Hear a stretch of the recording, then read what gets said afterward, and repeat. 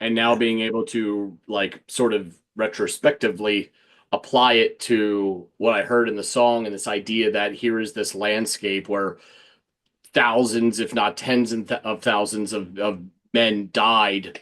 Um, and so the scent or the aura of their residual courage can still be Yeah. palpable in the air. Um,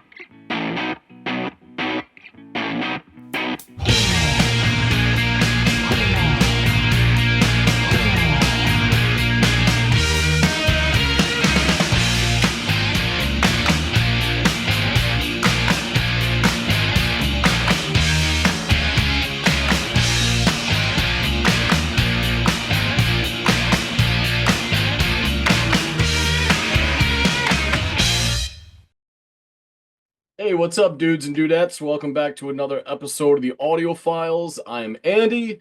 The man over there in the very interesting shirt is John. And we are going to do what we always do, try and take over the world, one song at a time. Today will be exactly $1 million. Today will be a track selected by John that I'll go off and listen to, and then we will discuss thereafter, as per the usual. John, what are we working with today, my friend? Okay, so it's back to that bag of delights. That is PJ Harvey. Don't you call her a bag? She's a lovely, lovely lady.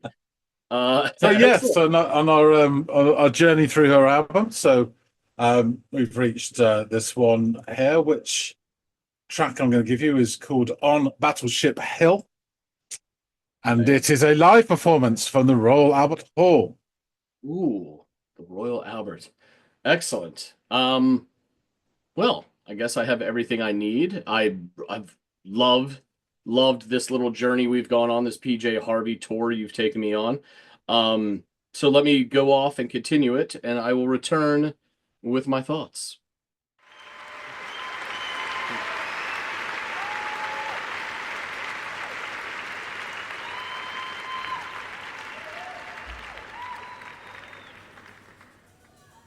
Ah, a little brushwork. I'm digging it.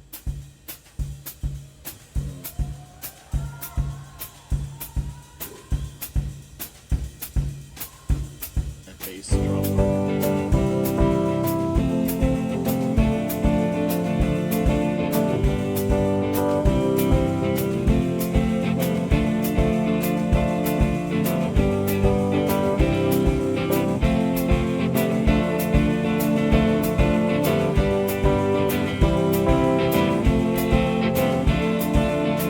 Now, I've yet to see the woman herself. I'm already enjoying how the music is unfolded with the brushwork drums starting things off, and now we've got this really like lovely bit of electric guitar that's bright, strumming along, little keystrokes as well. Yeah, it sounds really pretty what they've sort of constructed here in the first almost minute. But we want our PJ. Where are you?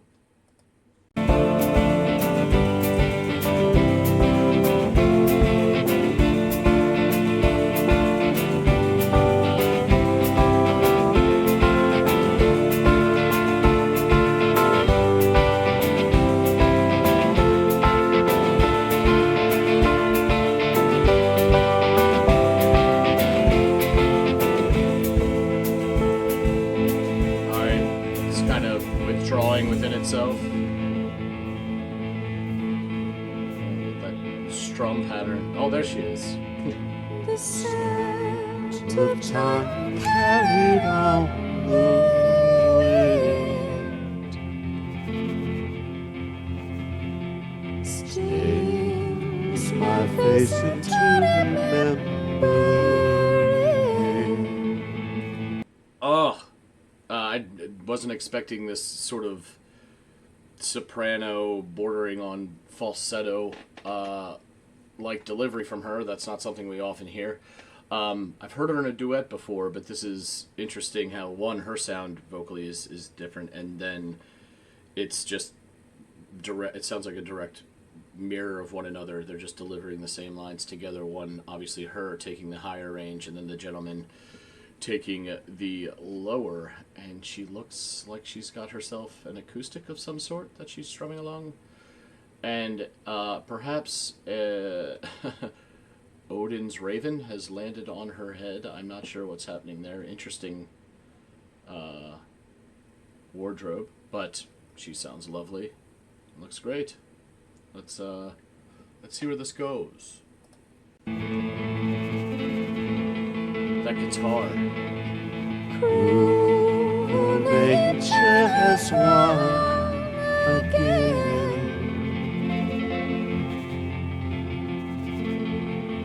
Cruel nature has won again. That bass drum comes back in.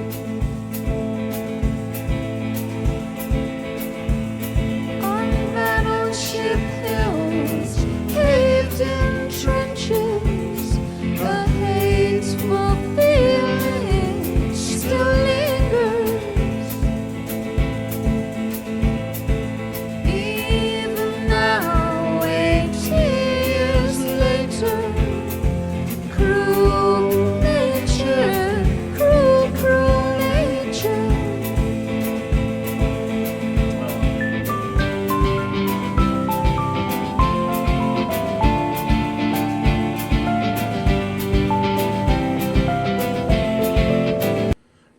I hate to pause it, but okay, so obviously it looks like she's got this sort of Spanish classical guitar that she's now strumming away at. Add some texture to it.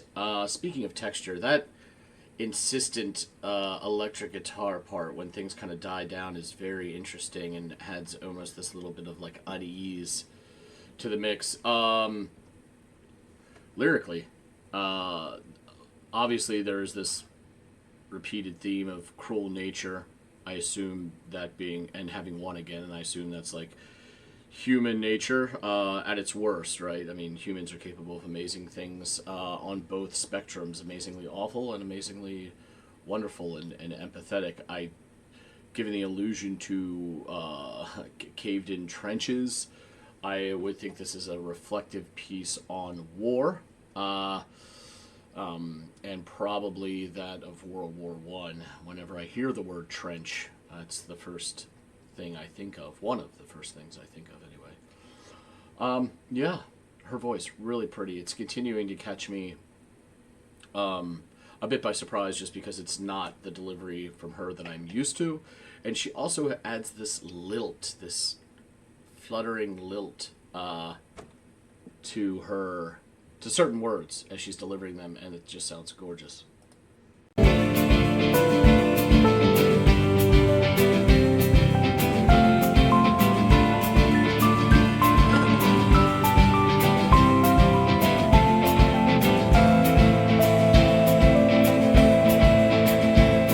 The land returns to how it's always been.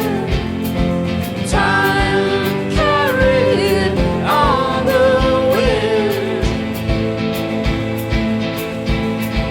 Jagged mountains jutting out, cracked like teeth in a rotten mouth. Okay, so that line about the mountains looking like jagged teeth in a rotten mouth, or the jagged mountains looking like, was it cracked teeth in a rotten mouth? Regardless, it reminds me very much of this Ben Gibbard lyric where he says, "'Cause at night the sun in retreat made the skyline look like crooked teeth in the mouth of a man who was devouring us both." I just love this idea of, merging the beauty of, like, natural surroundings, as intimidating as they might be, with this kind of morbid, brutal kind of aesthetic. It's interesting. I love that lyric by Death Cab for Cutie. I really loved that lyric by her as well. In fact, I'm going to take it back.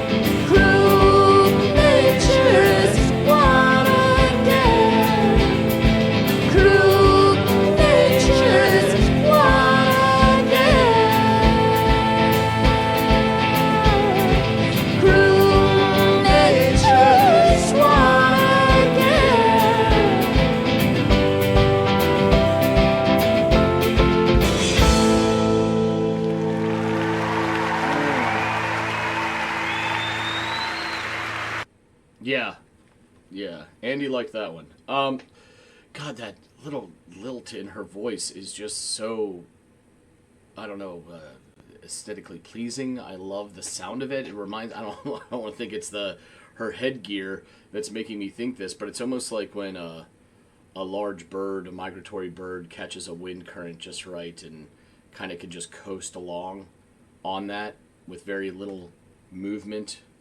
It's just like that note catches that and just soars, and it sounds really, really lovely. Yeah, Cruel Nature has won again. I definitely think that this is some sort of allusion to our penchant for war, and obviously with what sounds like direct allusions to World War One. It has interesting because it started really bright with that, the drums and that double bit or that bass being, hitting twice, and then the really bright work by the Jaguar coming in, and the keys were bright as well, and then it changes, it like pulls within itself, and it changes to that insistent, slightly faint but still very much there guitar work by the gentleman on the Jaguar, and it takes on a different sound, and then his voice as well come in, and they have, I don't know, it has this reflective, eerie, melancholy, as beautiful as it is, it could be all those things and beautiful, it has that kind of sound to it, and it sort of, for me, in that moment, changed the whole feeling of the song. Yeah, I really enjoyed this. It was great to hear her, this other register, or this other sort of vocal style from her that haven't yet heard. If it wasn't for this channel, I would have already probably immersed myself in most of her oeuvre at this point, but I'm waiting patiently for John to continue throwing me stuff, or to at least greenlight what I can go check out and what I should hold off on.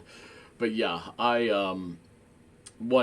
just another great example of PJ's versatility, and musical flexibility. And yeah, I thought this was really beautiful. I thought the venue, I already have reverence for it, but it kind of lent to this kind of performance, right? So everything checked out for me. I want to learn. I'm assuming this is, as it has progressed, this experience listening to PJ, everything has been chronologically. So I assume this is after what we've heard thus far. I just wonder at what point this is. But yeah, I've got questions and I know a man with answers. So let's get back to him. I am he. He's back. So you've had listened to On Battleship Hill, PJ Harvey. How goes the current stop in our Polygene journey? What do you reckon? It's continued smooth sailing. I really enjoyed this number and this live performance at the Royal Albert Hall, prestigious institute. I think I have a live album that was, I guess, recorded there, and it just, even just listening to the sound of the music being played in that hall has this air of prestige to it. So it was fun to be able to see it. I've never, I don't think I've ever watched anything performed there, or not much. You know what I mean? So it was great to see the way they shot this, and the way that it was shot kind of captures this mood as well that the song had. This kind of somber, reflective kind of sound to it, but which is interesting because it doesn't necessarily start that way. It has a bit of a bright sound the way it starts, but it unfolds differently as the song progresses. So the applause begins to die down, and the song opens with this lovely brushwork on the cymbal, some slightly upbeat hi-hat action, and that interesting bass drum motif being played by your man on the drums there. And then in saunters a lively bit of bright electric guitar strumming, and some simple but very pretty keys. And at this point, I'm wondering, where the hell is she? This is, I didn't come for you fellas, let's be honest. Around the 120 mark, the drums become hushed and things slow down a bit, leaving just the guitar strums to fill the void. as the camera finally focuses on PJ. And the strum work here is interesting. It's not that bright, slightly twanged strum that we were getting before. It's this insistent, interesting kind of strum work on that. I think it was like a Jaguar or something the guy was playing. And the vocals begin, and they come in the form of these two voices. I didn't know we were getting another sort of duet from PJ and whomever this gentleman was. It was York the last time around, where she was joined by another vocalist. But this sounds really interesting and a bit different from what I'm used to hearing from her. Not that I'm astounded that she's capable of this or anything, but she's delivering these lines in this higher register than what I'm typically used to hearing her deliver, and it has this airiness to it, and she's like reaching falsetto levels of pitch. And the electric guitar continues to provide that kind of fluttering, like strumming pattern on the strings beneath the vocals. And they repeat this line, "Cruel nature has won again," as the music slowly begins to ascend to that sort of same slightly fuller motif from earlier in the song.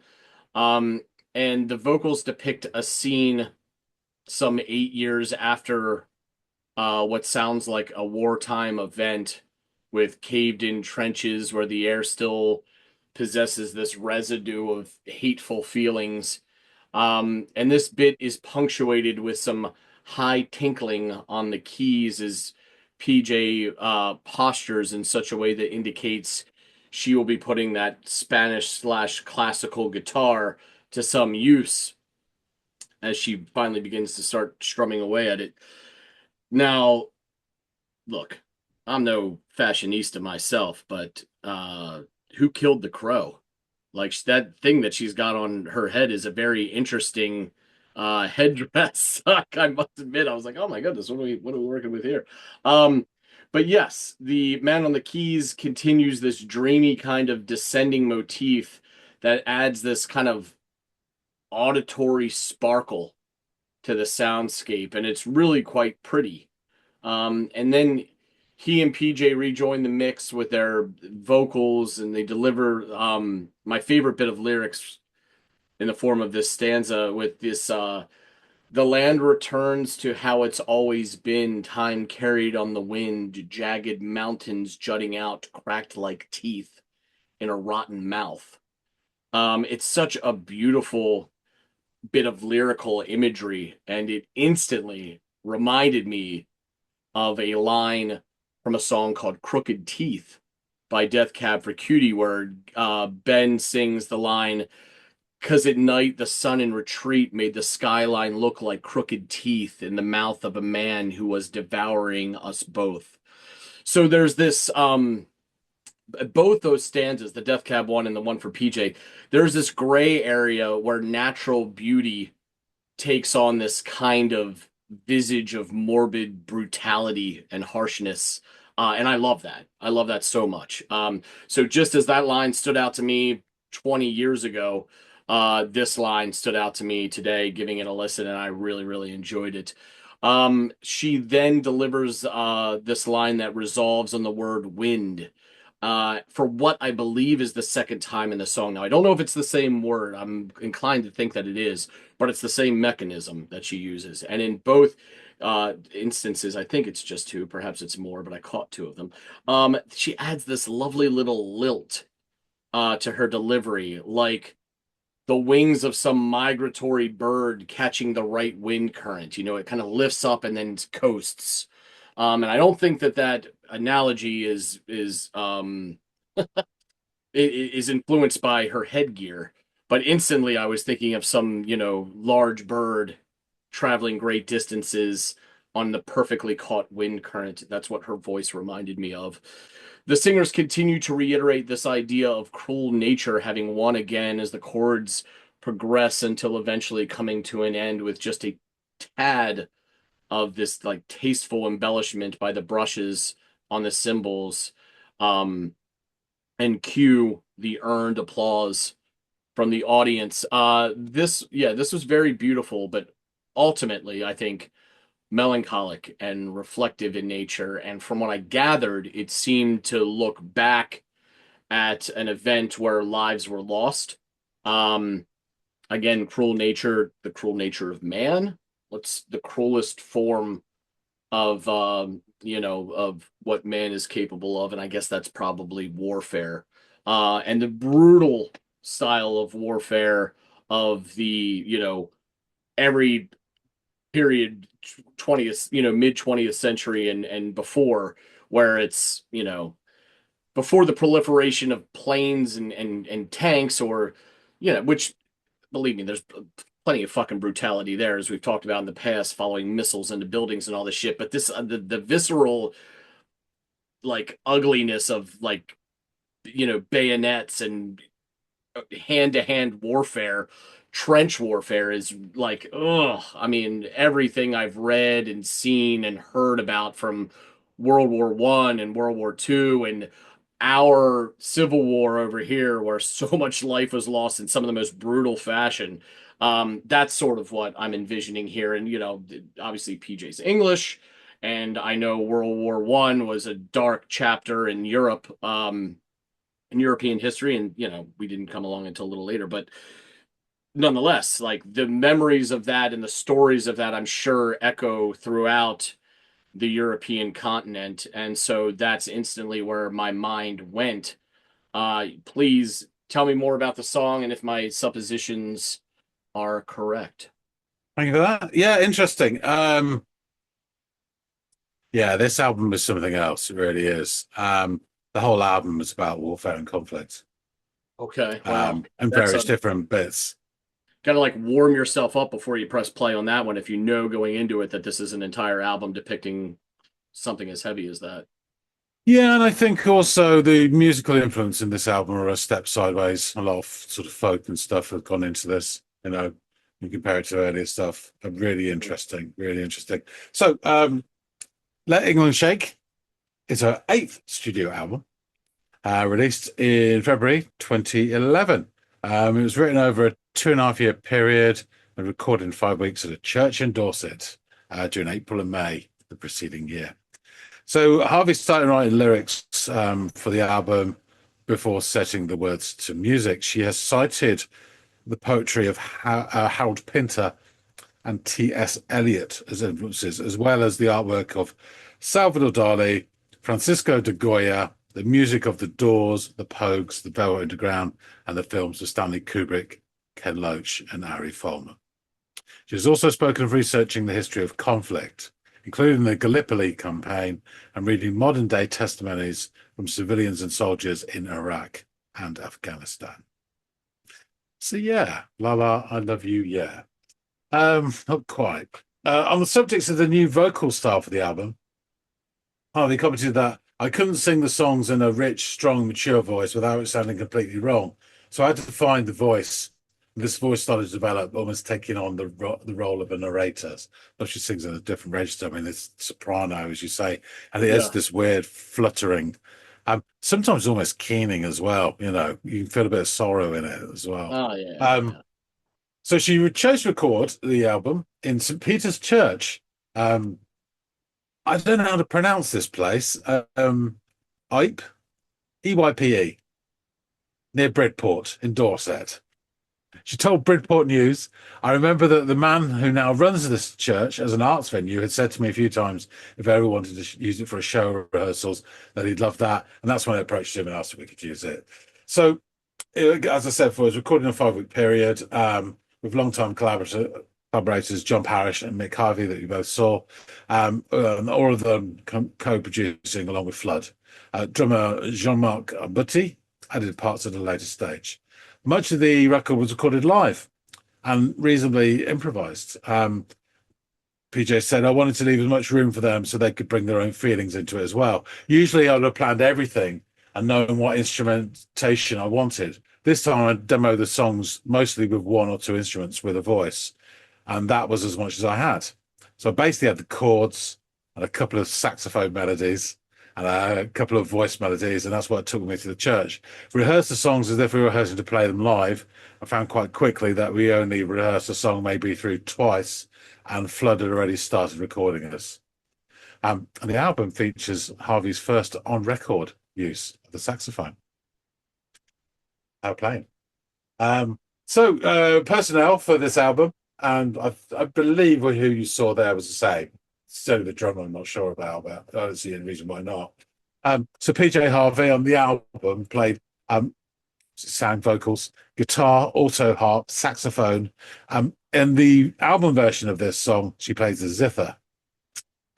She also plays violin. John Parrish, guitars, drums, percussion on this track in the album version, trombone, Rhodes piano, mellotron, xylophone, and does backing vocals for this track. Mick Harvey, vocals, guitar, bass, drums, percussion, bass harmonica, piano on the album version of this, organ, Rhodes on the album version of this, xylophone and backing vocals again, and Jean-Marc Gabutti, drums and backing vocals. Metacritic, the album received an average score of 86. Universal acclaim. Let Inland Shake reached number 8 in the UK charts, the first PJ album to hit the top 10 since Rid of Me. As I said, she's not really a charts kind of artist. And this album got to number 32 in the USA, and it's gold sales certified in the UK. All Music refers to the album as a set of songs strikingly different from what had come before, and added that its complexities made it one of Harvey's most cleverly crafted works. The Enemy wrote, Francis Ford Coppola can lay claim to the war movie, probably and the gangster movie as well. Ernest Hemingway wrote the war novel. Holly Jean Harvey, a 41-year-old from Dorset, has claimed the war album. The Guardian described Let English Shake as a richly inventive album that's unlike anything else in Harvey's back catalogue, and referred to Harvey as being at her creative peak. Daily Telegraph called it an extraordinary album and a profound and serious work from a singer-songwriter at the height of her powers, a meditation on mankind's apparently endless appetite for self-destruction, and the Independent stated that it may be her best album, and described it as a portrait of our homeland as a country built on bloodshed and battle. The lyrics, there's not a lot of them. It's very interesting, though, and there's some little notes on this.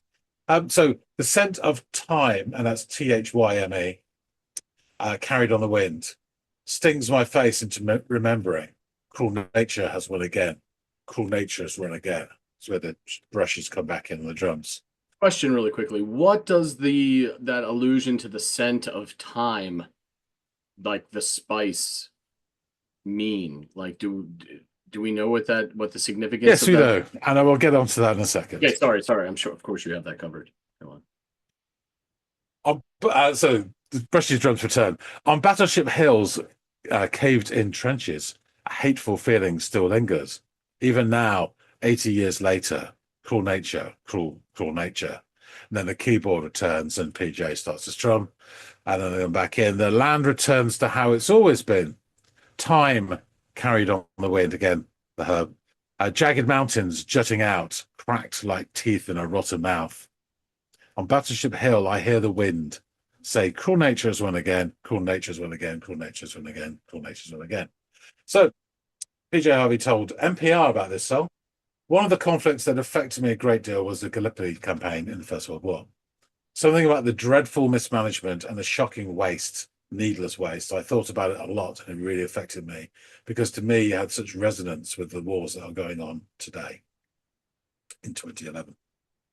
So the first line, the scent of time carried on the wind. PJ Harvey told Enemy, Battleship Hill was the place of a particularly bloody battlefield. The scent of time is because it grows wild in Gallipoli. That makes sense. So the beginning of the second verse on Battleship Hill's caved-in trenches. So apparently this is a reference to the Battle of Sarri Bear, which is the final attempt by the British troops in August 1915 to seize control of the Gallipoli Peninsula from the Ottoman Empire during the First World War. Having captured Chinook Bear, the Allied forces intended to take over several more high points on the Sarri Bear range, including the Battleship Hill, which was chosen by the Turks as an observation post, and a gun placement. Eventually, after many months, the campaign failed, with the Allies suffering severely heavy losses.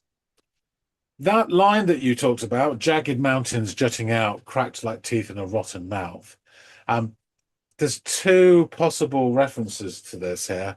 Because she's named it, maybe it alludes to a line in T.S. Eliot's Wasteland from the 5th section of What the Thunder Said. If there are only water amongst the rock, dead mountain mouth of carious teeth that cannot spit, here one can neither stand nor lie nor sit. But it could also allude to a line from a poem called Gallipoli by Les Carleon. A shooting star cascades through the night, and the moon begins to slide down behind the Sphinx, the jagged spur, fluted and sharp like a rotten tooth that dominates this part of the beach. So both of them have got that sort of teeth rock thing going. Yeah. And again, when she finishes that on Battleship Hill, I Hear the Wind, she told the Sun about this song. Throughout the songs on the album, nature plays a great role. I've chosen to look at a lot of ancient folk songs from all over the world, songs from hundreds of years ago, passed down the line in Cambodia, Ireland, Vietnam, Russia. And a theme that comes through all of these countries' music is your relationship to the land. The lyric, I hear the wind say, cruel nature has won again, captures that feeling. No matter what happens to us, nature will always be there, which is comforting, but also quite brutal. A little bit about time, which I think is really interesting. I mean, she mentions it grows there, but time. This is someone's collated this from Wiki. Ancient Egyptians used time for embalming. The ancient Greeks used it in their baths, burnt it as incense in their temples, believing that time was a source of courage. It was thought that the spread of time throughout Europe was thanks to the Romans, as they used it to purify their rooms and to give aromatics to cheese and liqueurs. In Europe in the Middle Ages, the herb was placed beneath pillows to aid sleep and ward off nightmares. In this period, women would also often give knights and warriors gifts that included time. Leaves, as it was believed to bring courage to the bearer. And time was also used as incense and placed on coffins during funerals, as it was supposed to assure passage into the next life. So it's really interesting. I mean, you pick these things about all sorts of different herbs and stuff, but all those things going on there about bravery, about purifying and easing through, and it grows wild in a place where there's this terrible bloody battle. It's lovely and interesting. Anyway, back to the album. It received numerous accolades. It was placed 2011 Album of the Year by 16 publications. It was top spot. And in September 2011, it won the Mercury Prize. It was PJ's 4th nomination overall, and the 2nd time she's won it after winning it from 2011, 10 years previously, Stories from the Sea, Stories from the Sea, making her the most successful artist in the prize's history. And damn right. The album also won the Uncut Music Award in November 2011, as well as Album of the Year in the 2012 Ivo Novello Awards, which is like quite prestigious songwriting awards. The album was also included in the book 1,001 Albums You Must Hear Before You Die. And there's Deborah. However, my edition is from 2007, so it doesn't have it in it, so you have to take my word. Fair. So there you go. So that's it. I would just say on a personal note, it varies, but I'd say this album is in my top 2 PJ Harvey albums. Sometimes it's my favorite. It's just really affecting when you listen to it because it is different from what's come before. There's stuff afterwards, but what's come before, it really, and there's some great songs in there. And yeah, it's really powerful in a different way than her sort of more visceral or muscular stuff from earlier, which I bloody love as well, as clearly. But yeah, this is fantastic. And this is a really sort of powerful song. And when you know what it's all about, it hits even harder. It's just amazing. Yeah, even just that little factoid about time, and now being able to like sort of retrospectively apply it to what I heard in the song, and this idea that here is this landscape where thousands, if not tens of thousands of men died. And so the scent or the aura of their residual courage can still be palpable in the air is really that's a clever bit of lyricism and songwriting right there. So that's really it just hits a lot differently when you're equipped with that information. You know what I mean? So Yeah. good stuff, man. Powerful. Yeah, brilliant. Highly recommend you check out every single one of her albums, but this is a real Bobby Dazzler, I think. Well, I've been slowly putting it off for the sake of this channel, but man, Sure. the day will come for sure. Yeah. Okay, I'll wrap things up. Thanks for listening, Sandy. Folks out there, please tell us what you think. Do hit the like button if you like this. And drop some comments about this song. The performance live was, I think, really astounding as well. It's great. And I've been to the Royal Albert Hall a couple of times. It's a hell of a place.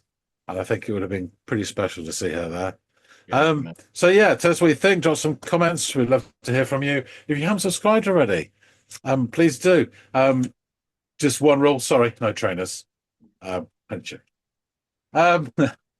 We really appreciate everybody who does support the channel. That being said, thanks again so much for watching, and we'll see all of you in the next episode of the Audiophiles. See you later, guys.